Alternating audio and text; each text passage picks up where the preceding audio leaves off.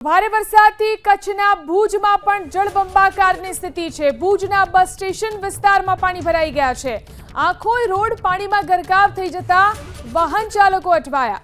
Bus station વિસ્તારમાં પાણી ભરાઈ જવાને કારણે એસટી બસ સેવાને અસર પહોંચી છે। જોઈ શકાય છે દ્રશ્યોની અંદર ભુજમાં પણ જળબંબાકારની સ્થિતિ છે। ભુજના બસ સ્ટેશન વિસ્તારની અંદર પાણી ભરાયેલા જોવા મળી રહ્યા છે। આખોય રોડ પાણીમાં ગરકાવ થઈ ચૂક્યો છે। વાહન ચાલકો પણ આ પાણીને કારણે અટવાઈ રહ્યા છે। બસ સ્ટેશન વિસ્તારમાં પાણી ભરાઈ જવાને કારણે એસટી બસ સેવા ઉપર પણ તેની અસર પહોંચી છે। તો ભુજના દ્રશ્યો છે, જોઈ શકાય છે ભુજમાં પણ જે રીતે અનરાધાર વરસાદને કારણે જળબંબાકારની સ્થિતિ છે। ભુજના બસ સ્ટેશન વિસ્તારમાં આ રીતે પાણી ભરાઈ ચૂક્યા છે। આખોય રોડ પાણીમાં ગરકાવ છે, જેના કારણે અહીંથી પસાર થતી બસોને પણ મુશ્કેલી પડી રહી છે અને તેના કારણે એસટી બસ સેવા પર અસર થઈ છે।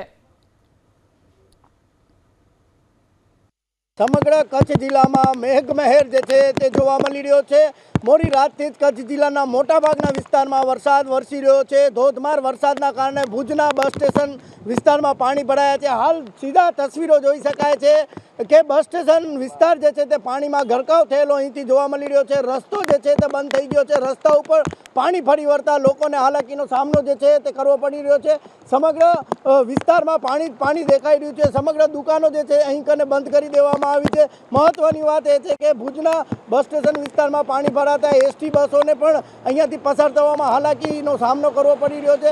હું તમને દ્રશ્યો બતાવીશ। આ બસ જે છે તે અહીંથી પસાર થઈ રહી છે, તેના પણ ટાયર જે છે તે પાણીમાં ગરકાવ થયેલા નજરે દેખાઈ રહ્યા છે।